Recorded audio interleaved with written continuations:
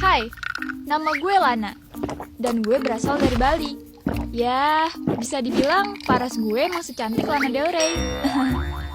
Yain aja ngapa, biar gue seneng gitu loh. Cara, gue ada keturunan Belanda dari nyokap. Jadi, ya blasteran gitu deh. Salam rempah-rempah Nusantara. Eits, sebelum gue lanjut cerita, gue minta waktu kalian sebentar ya.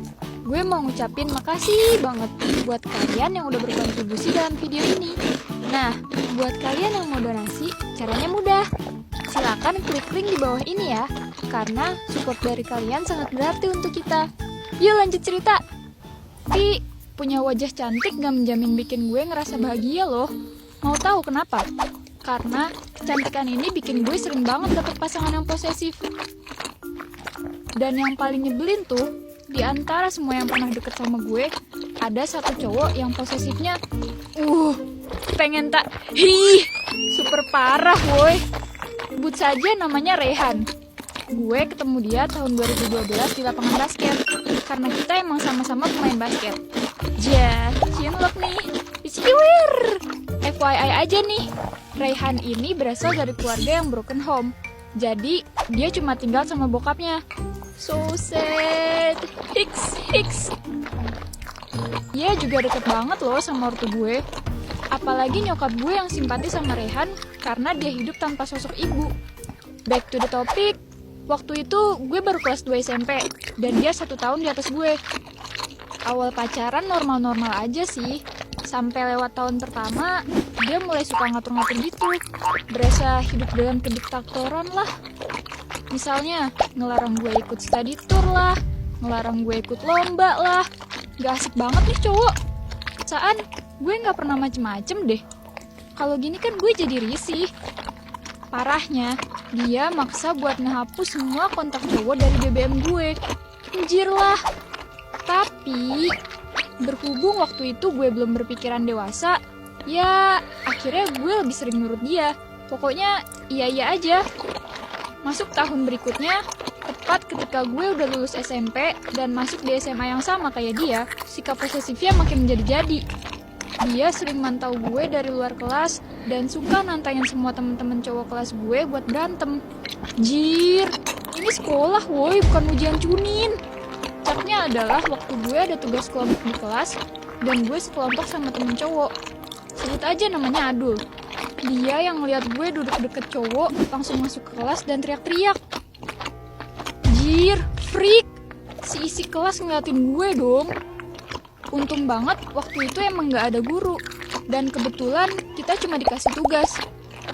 Setelah itu, dia mukul pintu kelas gue sampai bolong, terus pergi gitu aja.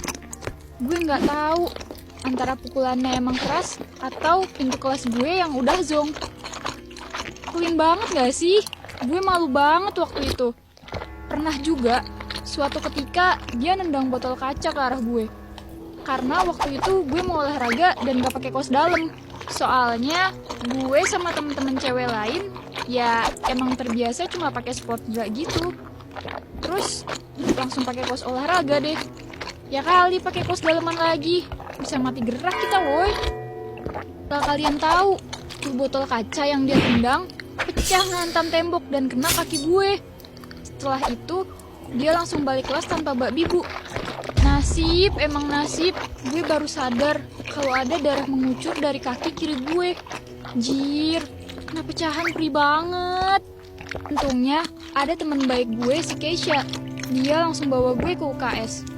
Karena jurus andalan teh anget tidak bisa mengobati perihnya luka kaki gue, anak PMR bilang gue mesti ke RS buat dijahit karena lukanya dalam.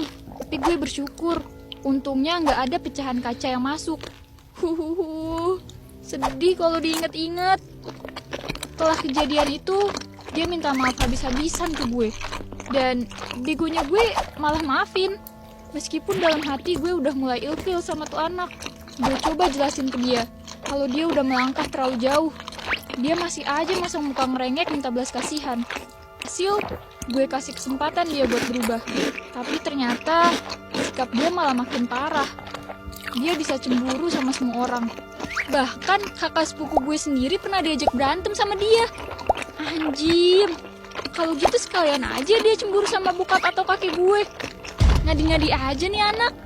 Pernah juga, waktu temen-temen cewek gue minta izin ke Rehan buat ngajak gue jalan, kursi kelas gue langsung ditendang gue sama dia. Aneh banget, aneh. Singkat cerita, setelah masuk tahun ketiga, gue udah yakin banget buat mutusin dia. Gue coba ngomong baik-baik, dan reaksi dia drama abis cuy. Berasa sinetron Indonesia yang gak ada tamat-tamatnya. Rehan nangis mohon-mohon, bahkan sampai nyakitin diri sendiri. Asli, gue udah mentok banget kalau mainnya beginian. Bahkan dia nyumpahin gue yang aneh-aneh kalau gak balikan sama dia. Dalam hati gue, siapa lo nyumpahin gue? Semenjak itu, si Rehan mulai ngerokok untuk nunjukin kalau dia sakit hati. Jujur, entah kenapa lubuk hati gue yang terdalam masih ada rasa kasihan lihat dia. Tapi, gue udah terlalu banyak ngalah. Gue juga kasihan sama diri gue sendiri. Belum gue mencintai orang, gue mau mencintai diri gue terlebih dahulu. Self-love lah, kata anak muda zaman now. Belum selesai sampai situ. Beberapa bulan setelah putus pun, dia tetap posesif. Pernah waktu itu, gue diajak jalan sama temen cowok gue, namanya Andra. Gue sama Andra lagi naik mobil, dan tiba-tiba ada motor yang ngetok-ngetok kaca mobil sebelah kanan. Kita kaget dong, dikiranya begal anjim.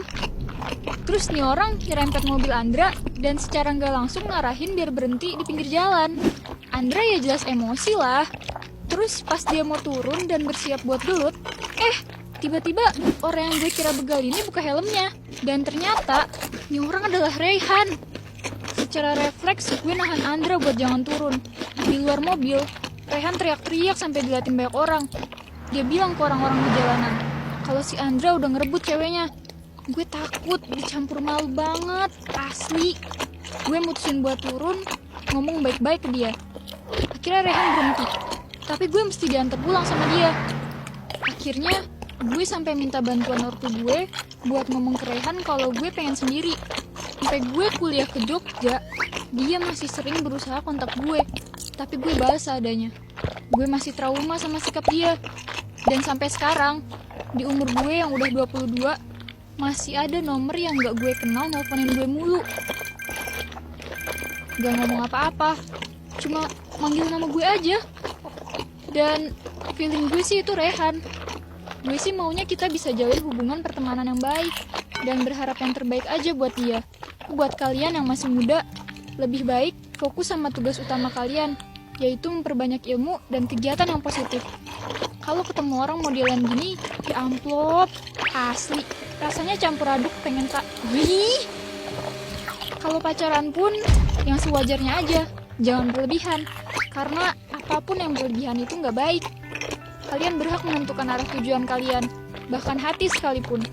Jangan sampai hati dan perasaan kalian korbankan untuk seseorang yang buat kalian menderita. Sekian cerita dari gue.